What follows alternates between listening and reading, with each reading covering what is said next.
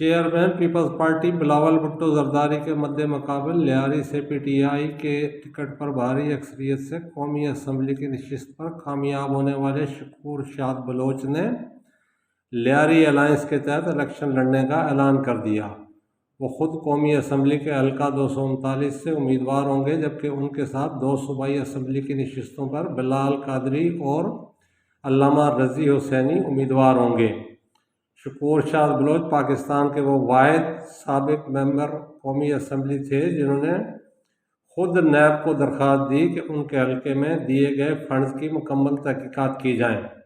शकूर शाद ने बताया कि उन्हें पीटीआई के कराची से मेंबरान असम्बली ने काम नहीं करने दिया, जिससे वो दिलबर्दाश्ता हो गए। उन्होंने कहा कि कामयाबी की सूरत में लियारी में बिजली, गैस, पानी, मनशियात समेत दीगर मसाइल के तदारुक के लिए भरपूर काम करेंगे। प्रेस कॉन्फ्रेंस में उनके हमरा साबिक मेंबर सूबाई असम्बली यूनुस सोमरो समेत मुतअद्दिद सरकर्दा अफराद भी मौजूद थे, जिन्होंने लियारी अलायंस की मुकम्मल हमायत का ऐलान किया। शकूर शाद बलोच ने कहा कि वो और उनके साथी फ़लस्तीन के परचम तले आइंदा इंतखाबात में हिस्सा लेंगे। सबसे पहले मैं अपने तमाम दोस्तों का जो आज यहाँ इस प्रेस कॉन्फ्रेंस को कवर कर रहे हैं उनका दिल की गहराइयों से शुक्रिया अदा करता हूँ। मेरे बहुत सारे पुराने साथी दोस्त यहाँ मौजूद हैं। आज इस प्रेस कॉन्फ्रेंस का मकसद 2024 के जो इंतखाबात होने जा रहे हैं उसमें आपको पता है बहुत सारी चीजों में लियारी ने हमेशा पहल की है। इस बार भी इस कैंपेन के इंतजाम लियारी के ही लोग कर रहे हैं। भाई मोबाइल वाले लोग नीचे कर दे मोबाइल। और लियारी के हालात को देखते हुए, मौजूदा उनकी सूरत को देखते हुए, जब असम्बलियां तोड़ी गई उसके बाद हम दोस्तों ने मुख्तलिफ पार्टियों की तरफ से हम सबको ऑफरें आई कि हम उनकी तरफ से उनके टिकट पर इलेक्शन लड़ें।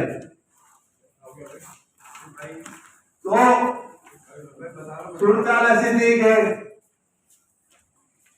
किसी एक पार्टी की तरफ से अगर हम टिकट कबूल करते तो बाकियों का दिल टूट जाता।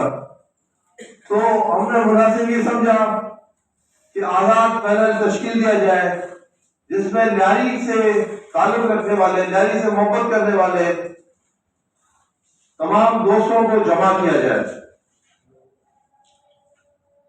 अल्लाह का करम हुआ कि हमें अल्लामा बिलाल कादरी साहब, जिन्होंने कौमी असम्बली के इलेक्शन में जब मैंने 53,000 वोट्स लिए वो मेरे रनर अप थे, उन्होंने 42,000 वोट्स लेके ये साबित किया कि उनके फॉलोअर्स की, उनके चाहने वालों की, उनकी जमात की जो पोजीशन थी और उनकी अपनी जाती पोजीशन, उनके वाले साहब की एक पोजीशन थी, तो लोग उनसे मुझसे भी मोहब्बत करते हैं। तो हमने बिलाल कादरी भाई से रब्ता किया। हमने 2018 के इंतखाबात में एक शख्स को बहुत मुतरक देखा लियारी की गली कूचों में, सड़कों पर। वो बच्चे अमीर थे पूरे कराची के, लेकिन उन्होंने लियारी की सीट पर खासतौर पर यूनुस सोमरो साहब को जिताने में एक अहम किरदार अदा किया। वो अल्लामा रज़ी हुसैनी साहब थे। हम दोस्तों ने मशवरा किया, यूनुस सोमरो साहब ने भी कहा कि मैं चूंकि मसरूफियात की वजह से कारोबारी मसाइल है मेरे साथ, तो उस वजह से मैं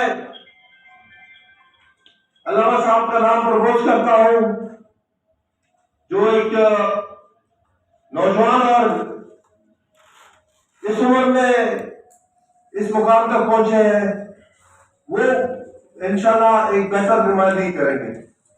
तो हमने इस पैनल को, इस गुलदस्ते को बनाने में बहुत मेहनत की, बहुत सारे दूसरे दोस्तों से भी मशवरे किए, लेकिन बहुत सारी पार्टियों ने हमें अपने ताउन की यकीनदारी भी करवाई है और हमें उम्मीद है कि लियारी अलायंस के नाम से हम ये जो पैनल अनाउंस कर रहे हैं आज, उसमें कौमी असेंबली के लिए मैं हूं, 106 से अल्लामा रजी साहब है और 107 से अल्लामा बिलाल कादरी साहब है। ये लियारी को एक बेहतरीन नुमाइंदगी देंगे, लियारी के हुकूक के लिए लड़ेंगे। लियारी जो मसाइल सार है, लियारी जिसे बहुत उसका नाम इस्तेमाल किया गया, लियारी जहां आपको पूरी सूरत का इल्म है, अरबों रुपए के बजट आते हैं लेकिन कहां जाते हैं पता नहीं चलता। आज भी लोग गटर और सीवरेज और पानी के मसाइल का शिकार है। हमने अपने दौर में जब फंड मिला तो उसे ईमानदारी के साथ इस्तेमाल किया। हालांकि 55 करोड़ रुपए 4 किस्तों में मिले, लेकिन हमने जो काम किया वो अरबों रुपए वाले काम करने वालों से ज्यादा बेहतर नजर आया। 3 साल 3.5 साल तक जानबूझकर लियारी की बैन सड़कों को तोड़ कर रख दिया गया। लोग जब चाकीवाड़े से शेरशाह जाते थे तो दूसरे जिसके पास जाते थे वो पहचानने से इनकार करता, भाई आप तो वो नहीं हो जो मिले आया। इतनी दूर मट्टी उठती थी। तो इस सूरत में मैं लियारी के लोगों को ये पैगाम देता हूं कि हम आपके साथ कल भी थे, आज भी हैं।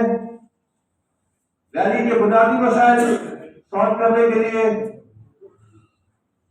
हमेशा से नौजवानी से हमने जदोजहद शुरू की थी और आज भी अल्लाह का शुक्र है कि जो कुछ हो सकता है वो कर रहे हैं। गैस लाइनें हमने तब्दील की, उस वक्त ये गवर्नमेंट जब हमारी थी तो उसमें हमने बड़ी कोशिश करके लियारी में तमाम बोसीदा लाइनों को चेंज करने का मंसूबा मंजूर करवाया। उसमें इब्तिदा हुई गुलिस्तान कॉलोनी से काम का एक आगाज हुआ। तकरीबन